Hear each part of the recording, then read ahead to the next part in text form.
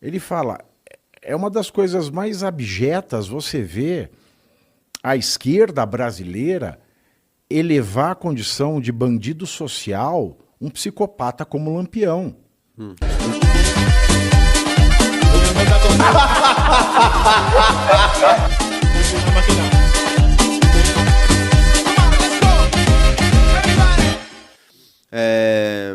Você, na sua vida, entre o jornalismo, as coberturas que você fez, as coisas que você passou, quem foi a pessoa que mais te surpreendeu positivamente?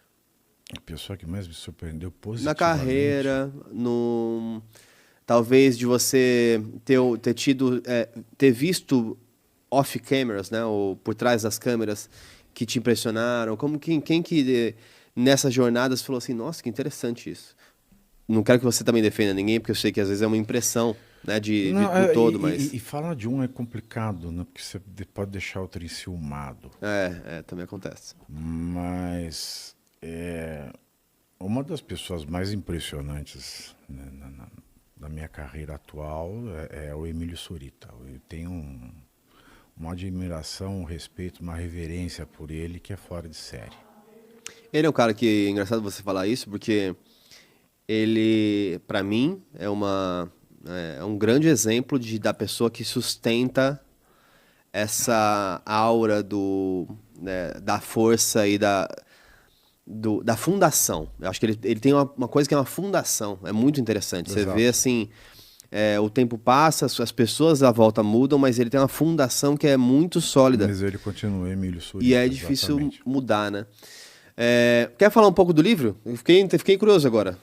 Esse livro Lampião. é um livro que eu escrevi um pouco de vingança, porque eu podia escrever um outro livro que é A Arte de Fazer Inimigos. Né? Isso, eu tenho um dom maravilhoso. Você gosta de escrever? Gosto muito de escrever. Se eu pudesse, eu só estudava e escrevia, estudava, escrevia, estudava e escrevia. E esse livro, se você falou essa questão da Torre de Babel, etc., das pessoas não se conversarem mais, o mais triste hoje é o esvaziamento de significado das palavras dentro de um idioma falado por um povo inteiro. Por exemplo, fascista, que se fala não significa fascista. O Lula é muito mais fascista que o Bolsonaro. Opa! Muito. Aliás, Bolsonaro não é nada fascista. Não, o bigodismo virou de direita, né? E assim, é o partido social. Mas... Democracia não significa nada, genocida não significa nada. E Lampião, para essa turminha do esvaziamento das palavras, é um herói popular. Muita gente aprende que é um herói popular. Mas Lampião ele foi o maior ladrão, estuprador, estelionatário, miliciano de coronel. Ele fez as coisas assim mais horríveis, traficante de armas. Foi homenageado, né, na escola de samba o ano passado, a Imperatriz Leopoldina ganhou o Carnaval Carioca. Sim. Com Lampião, aí veio a filha dele, que está me processando, aliás, no último carro, com o pai dela coroado, e todos os próceres do amor lá do PT, o pessoal do PT, tudo samba. O cara, o maior misógino, racista, estuprador atroz, ele ferrava as mulheres que estuprava quando ele não matava. A mulher quando sangrava no meio de um estupro coletivo, que eles faziam um estupro coletivo. Ele estuprava primeiro, depois a cabroeira, né? Todos os outros iam lá e estuprava. E se ela começasse a sangrar, estragando a festa, pegava terra e socava com um punhal e estupravam até ela morrer. Deixavam pro cachorro. Nossa. Então eles celebram esse tipo de bandido e pregam, né, amor, e pregam o fim da misoginia, e pregam isso, e pregam aquilo. Então eu fiz uma pesquisa bastante densa sobre Lampião, tentei escrever de uma maneira mais fluida, mas a bibliografia está toda ao final, nada do que eu coloquei aí eu inventei, e fiz o criminal profile dele, fiz o perfil criminal desse psicopata que foi Virgulino Ferreira Lampião, Virgulino Ferreira da Silva.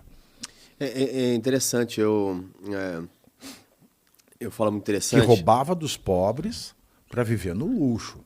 Então, eu falo muito interessante porque eu gosto de ver como a gente é capaz de... Ele não roubava coronel, não. Ele roubava do pobre. Como a gente é capaz de contar narrativas, né? Tanto que narrativa é um termo muito, muito atual.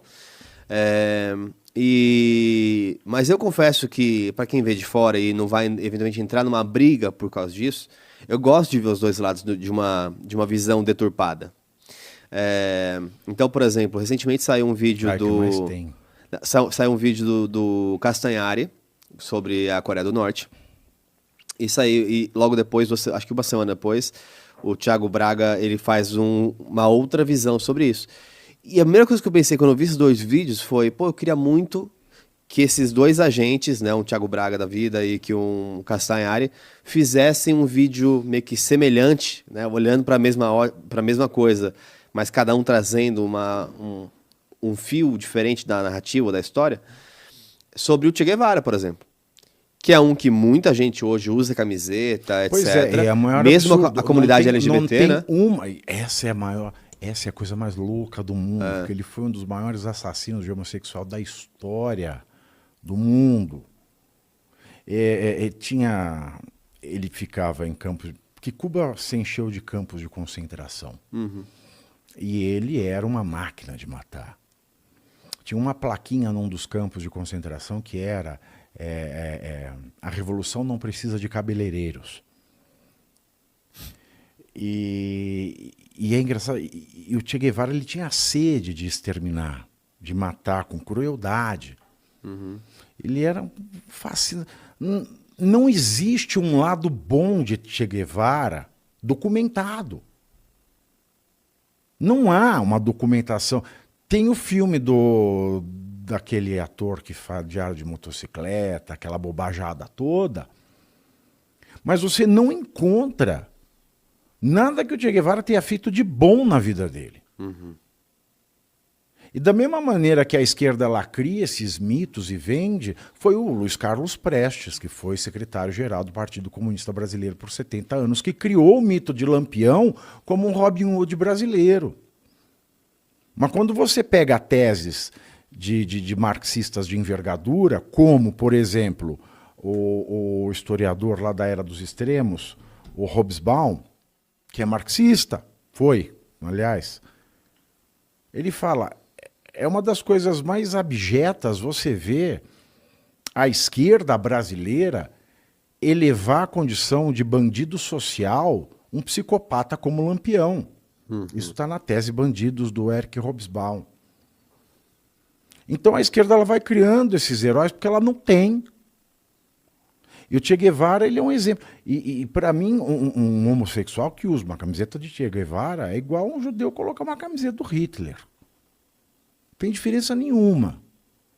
O gay coloca a camiseta do Fidel, é o judeu que coloca a camiseta do Hitler. Não tem diferença nenhuma. Colocar a camiseta do Marx, as cartas que Marx trocava com Engels sobre homossexuais, é de arrepiar o pelo daquele local em que ele cresce, mas o sol não bate. E eu traduzi essas cartas nesse meu livro que vai sair agora em setembro, dos Anais de Marx. Então, é desinformação. E o papel do acadêmico é justamente esse. O papel da academia, o papel do pesquisador, o papel do professor, do doutor, é justamente esse. Pegar esse mesmo objeto, olhar a opinião de cá, olhar a opinião de lá e tentar embasar o que tem de prova, o que tem de substrato isso, o que tem de substrato isso, para você chegar a uma razão desse objeto. Porque se eu ficar colocando adjetivos que não são verdadeiros para um lado e adjetivos que não são verdadeiros para o outro, eu não tenho razão nem cá nem aqui. A razão é justamente em atribuir qualificados verdadeiros. E, para que eles sejam verdadeiros, eu tenho que ter um mínimo de comprobabilidade. E esse é o papel da academia, esse é o papel de uma tese. Você pegar, sentar a bunda numa cadeira, ir atrás de relato, ir atrás de entrevista, ir atrás de jornal de época, e não ficar atrás da fantasia das pessoas. O Cordel dizia que o Lampião era um herói destemido. Lampião era tão facínora que todo cordelista do Nordeste tinha medo de falar mal dele. Um cordelista que escrevesse algo ruim de Lampião estava morto no dia seguinte. Então você não vai achar literatura de cordel falando mal do Lampião. E às vezes os coronéis, porque eles queriam atrair Lampião, quando eles queriam... O coronel contratava Lampião para evitar que o povo entrasse nas posses. Aham. E às vezes Lampião estava trabalhando para um coronel, não podia trabalhar para o outro. Aí o coronel pegava os cordelistas mais talentosos e mandava tecer loas, fazer repentes inteiros, cantando o heroísmo de Lampião, para puxar o saco de Lampião. Então, se a gente não vai atrás das vítimas, se a gente não vai atrás de uma mínima comprovação de fatos, a gente fica longe da razão. Eu vou falar da Coreia com base nisso que eu acho do outro lado, mas eu não vou aos fatos, eu só posso dizer algo com razão quando eu vou aos fatos. E esse é um papel desse livro do Lampião, que é o que eu quero repetir no próximo livro, Os Anais de Marx, que eu fiz a tradução da obra de Marx, coloco o texto original, coloco o traduzido, para comprovar que o gay que usa uma camiseta de Marx não difere em nada de um judeu que sai gritando Heil Hitler na rua. Então, primeiro C, você curte, que é o preço deste programa. Quanto vale o ingresso para ver este palhaço neste picadeiro bonito? Vale uma curtida. Vale o seu like, o seu joinha, o seu gostei. Então, a sua obrigação é curtir. Se puder, comente, porque quem comenta ajuda no engajamento. Então, primeiro C é curtir, segundo C é comentar, o terceiro C, o que seria muito louvável, seria você compartilhar. Tem um link que é a setinha, uma setinha assim, meia bomba. Sabe aquela a setinha da pipa do vovô que se esforça? Você vai lá, copia o link, cola no seu Orkut, no seu Facebook, no WhatsApp, no Telegram, manda sinal de fumaça, pombo correio, não é pombo correio do banheiro, é o pombo correio que leva as mensagens, você passa para todo mundo que você gosta, para quem você não gosta, você também passa. Então, ó, curtiu, comentou, compartilhou, e se puder, se quiser, se o seu bolso comportar, e se seu coração assim permitir, contribua com este programa que vai substituir o Jornal Nacional. Olha que pretensão maravilhosa, hein? Se liga, ô Bonner, nós vamos derrubar o Jornal Nacional. Esta é a meta.